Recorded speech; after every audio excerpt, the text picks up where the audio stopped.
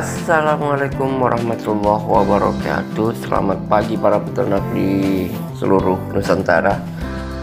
Pada pagi hari ini saya ingin ngobrol ringan soal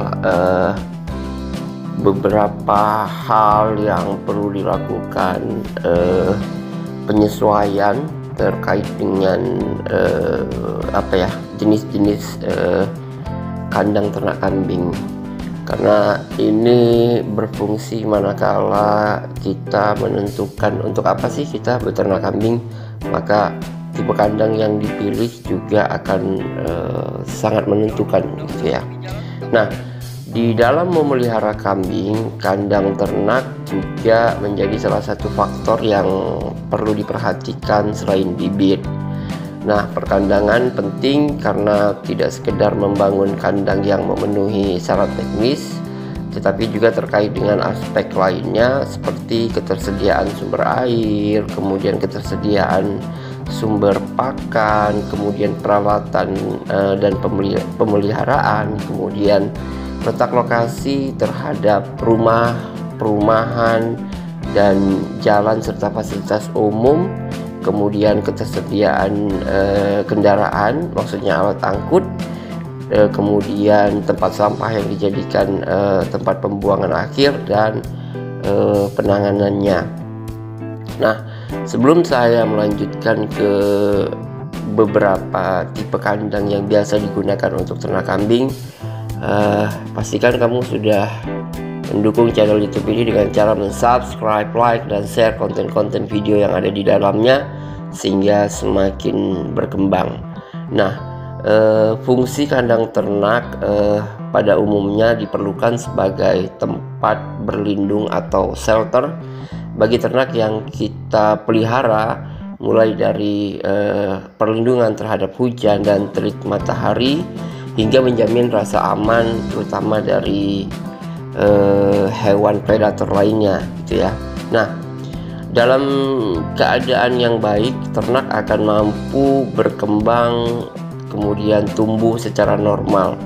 Kondisi kandang yang buruk justru sangat memungkinkan pertumbuhan ternak menjadi sedikit terlambat, kemudian kurang sehat, dan sebenarnya kalau kita menghitung akan menimbulkan terjadi pemborosan pakan gitu ya.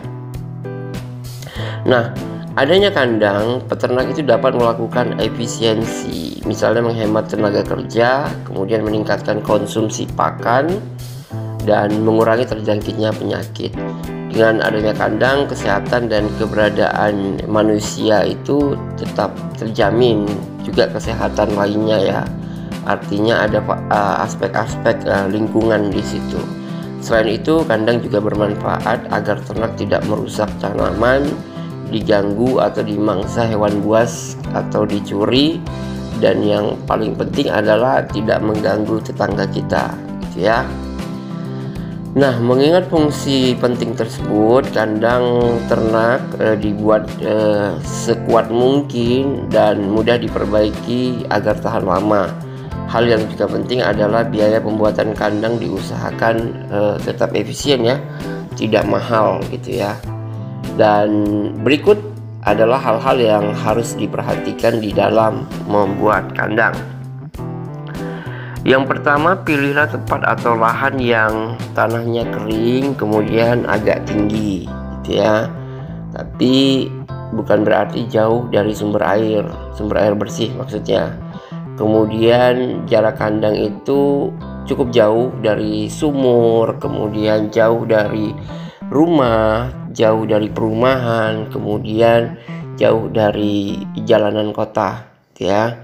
Kemudian cukup mendapat sinar matahari pagi yang merata, kemudian mendapatkan udara yang segar dan bersih gitu ya. Artinya kalau di situ ada pencemaran udara misalnya dekat dengan pabrik, ya biasanya hewan juga akan terkontaminasi, apalagi pabriknya pabrik kimia kan gitu. Kemudian terlindung dari hembusan angin secara langsung. Tersedia tempat pakan dan minum yang mudah dibersihkan. Kemudian yang perlu juga diperhatikan adalah kita menggunakan bahan bangunan yang kuat dan murah. Ada beberapa tipe kandang kambing yang terbentuk karena perbedaan kondisi daerah atau faktor pemeliharaan, kemudian skala, maksudnya ya antara orang yang punya 10 kambing dengan 100 kambing tentu berbeda, kan begitu. Kemudian yang juga sering muncul adalah karena tingkat pengetahuan para peternak gitu ya. Namun biasanya peternak membangun kandang itu secara panggung gitu ya. Jadi ada jarak distance antara tanah dengan lantai kandang ya, biasa minimal orang menggunakan pakem 70 cm. Nah, kandang panggung itu merupakan kandang yang konstruksinya dibuat panggung atau di bawah lantai kandang terdapat kolong yang fungsinya untuk membuat jarak antara hewan ternak kita dengan kotorannya gitu ya. Adanya kolong ini dapat menghindari kebecekan, kemudian menghindari kontak dari tanah yang mungkin tercemar penyakit, dan memungkinkan ventilasi kandang yang lebih bagus, terutama adanya jamur gitu ya. Lantai kandang ditinggikan antara 0,5 sampai 2 meter, tapi jarang lah yang tinggi-tinggi banget, itu jarang. Saya dulu sih zaman-zaman saya kecil itu mendapati kandang kambing memang setinggi kepala manusia gitu, sehingga memang lebih mudah membersihkannya. Tapi sekarang orang pakai pakem sekitar 70 cm lah. Dengan bahan yang sama, kandang dengan panggung yang pendek ini akan lebih kokoh dibanding dengan kandang dengan panggung yang tinggi gitu ya. Perlengkapan yang penting di dalam kandang misalnya adalah bak atau tempat pakan, itu sudah pasti, baik dibuat secara permanen maupun semi permanen. Kemudian tempat pakan ini dapat ditempelkan di dinding-dinding, biasanya seperti itu, agar kita mudah menaruh pakan. Ketinggian bak pakan untuk kambing dan hewan jenis lainnya seperti domba itu tentu berbeda ya. Bak pakan untuk kambing itu dibuat agak tinggi, kira-kira sebahu kambing, karena kebiasaan kambing makan itu berupa dedaunan perdu, kemudian rumputan gitu ya, dan hijauan yang justru sudah kondisinya terpotong-potong, kan biasanya begitu. Kemudian lantai kandang ini dibuat dari kayu atau papan atau bambu yang disusun berjarak selebar beberapa senti gitu ya. Tapi intinya adalah jangan sampai kakinya itu terjerembab gitu ya. Dengan jarak tersebut diharapkan sebenarnya sih ini untuk memudahkan kotoran dan kencingnya itu jatuh ke bawah, ke kolong gitu ya. Dasar kolong kandang sebaiknya digali dengan kedalaman sekitar 20 cm di bagian pinggirnya dan 30 sampai 50 cm di bagian tengah, serta dibuat miring ke arah salah satu sisinya, yang berfungsi untuk memudahkan kita dalam proses pembersihannya gitu ya. Kemudian dibuatkan saluran menuju bak penampung. Dengan demikian kotoran akan mengalir keluar kolong melalui saluran dan tertampung di bak penampungan bila terjadi hujan. Kotoran tersebut kemudian dapat diproses untuk dijadikan pupuk kandang. Jenis kandang ini harus dirancang sebelum beternak, karena sebelum kambingnya datang gitu ya, atau sebelum kambingnya kita beli, sebelum kambingnya didatangkan, karena kita perlu membuat kandang yang dibuat itu sesuai dengan tujuan atau jenis apa, jenis ternak apa yang akan kita tentukan gitu ya, karena biasanya itu berbeda-beda. Saya akan menjabarkan satu persatu beberapa jenis yang biasa digunakan oleh peternak di Indonesia. Yang pertama adalah kandang koloni. Kandang koloni merupakan kandang yang tidak memiliki penyekat. Kalaupun disekat, ukuran kandang ini relatif luas untuk memelihara beberapa kambing dan domba sekaligus gitu ya. Kandang ini cocok untuk membesarkan kambing bakalan atau memelihara betina dewasa, calon induk betina yang tidak bunting dan tidak menyusui. Luas kandang disesuaikan dengan umur bakalan dan jumlah anak yang dipelihara. Ini biasanya kalau untuk kandang koloni, ini biasanya kambing setelah selesai disapih gitu ya, sampai dia menuju masa dewasa gitu. Jadi hanya beberapa bulan saja. Kemudian untuk 10 ekor bakalan umur 3-7 bulan itu perlu dipersiapkan kandang koloni ini seluas 5 meter persegi, karena kebutuhan luasan lantai itu rata-rata 0,5 meter persegi per ekor gitu ya, itu hitungannya. Karena kan dia masih bakalan gitu ya. Kemudian untuk 10 ekor bakalan umur 7-10 bulan diperlukan luas lantai 7,5 meter persegi, karena kebutuhan luasan lantai rata-rata 0,75 meter persegi per ekor. Dan untuk 10 ekor betina dewasa atau calon induk umur 12 bulan diperlukan luasan lantai 10 meter persegi atau rata-rata 1 meter persegi per ekor. Kalau saya sih sebelum itu sudah nggak di koloni lagi, karena usia 10 bulan biasa saya udah kawinkan gitu ya. Tapi terserahlah kepada sobat-sobat semuanya. Kemudian selain kandang koloni itu ada juga kandang individual ya. Kandang individual merupakan kandang yang disekat-sekat, sehingga setiap sekat ini akan berisi 1 ekor ternak kambing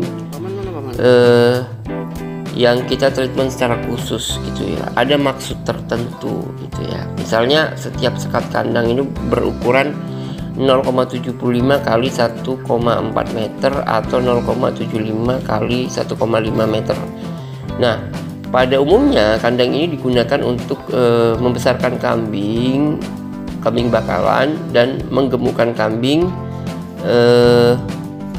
yang kurus gitu ya. Makanya saya bilang ada treatment khusus gitu ya. Jadi kalau dia itu punya kecenderungan kalah di koloni, maka dia perlu dipisahkan, di treatment secara khusus dengan kandang yang disekat tadi. Nah, oleh karena kandang yang ini berukuran sempit, gerakan ternak ini relatif akan lebih sedikit terkontrol. Dengan demikian perkembangan ternak menjadi lebih cepat karena energinya tidak terbuang, energinya tidak terlalu terkuras yang digunakan untuk aktivitas tadi gitu ya. Kemudian yang ketiga ini berupa kandang beranak dan menyusui. Nah, kandang beranak dan menyusui merupakan kandang yang dikhususkan untuk induk yang misalnya baru saja melahirkan, lalu untuk menyusui anak yang baru dilahirkan. Masing-masing induk yang mempunyai anak sebelum umur 1 bulan sebaiknya tidak dicampur dengan induk lainnya yang sedang baru beranak juga gitu ya, karena biasanya dalam usia segitu anak-anaknya itu masih rentan gitu ya. Jadi dia sangat terganggu gitu ya, mudah terganggu dengan adanya disruption dari kambing-kambing lainnya, terutama kambing dewasa. Nah, kandang ini paling tidak berukuran 1,5 sampai 2 kali 1 meter persegi.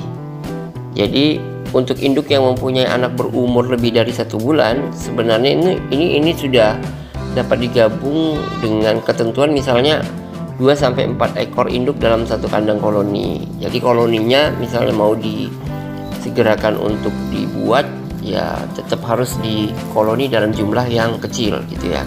Misalnya 4 ekor untuk induk dengan 6 ekor cempe memerlukan luasan lantai kandang sekitar 8-9 meter persegi lah gitu. Nah, faktor terakhir yang juga menentukan baik untuk kandang koloni, kemudian untuk sampai pada kandang khusus tadi yang dibuat untuk menyusui dan menyapih gitu, adalah faktor kebersihan kandang. Kebersihan kandang ini sangat erat kaitannya dengan kesehatan dan produktivitas ternak gitu ya. Sebelum diisi dengan kambing yang baru kita datangkan, sebaiknya kandang disuci hamakan dengan didesinfektan, yaitu dengan misalnya ya, kalau variasinya terserah teman-teman mau gunakan apa, tapi bisa dengan 5% karosen yang dilarutkan dalam 10 liter air atau parafin cair yang disiram atau disemprotkan. Saya lebih menyarankan untuk disemprotkan karena biasanya dia merata gitu ya, pakai tangki penyemprot gitu ya, yang manual saja. Setelah itu dapat dilanjutkan dengan penyemprotan di sekitar kandang dengan desinfektan cair. Kemudian pembersihan kandang selanjutnya dilakukan dengan lebih secara teratur, secara rutin gitu ya, terutama untuk pembersihan kotoran di lantai dan kolong-kolong kandang, agar ketika sudah terlalu banyak kotoran yang berada di tanah di bawah itu, dia di musim penghujan dia baunya akan menyeruak ke atas gitu ya. Jadi kasihan juga kambingnya gitu kan. Lebih baik kita bersihkan, kita kumpulkan, kita jual kan gitu. Nah, kotoran yang menumpuk ini akan memudahkan kuman penyakit tentunya, kemudian parasit dan jamur yang akan terus berkembang biak gitu ya.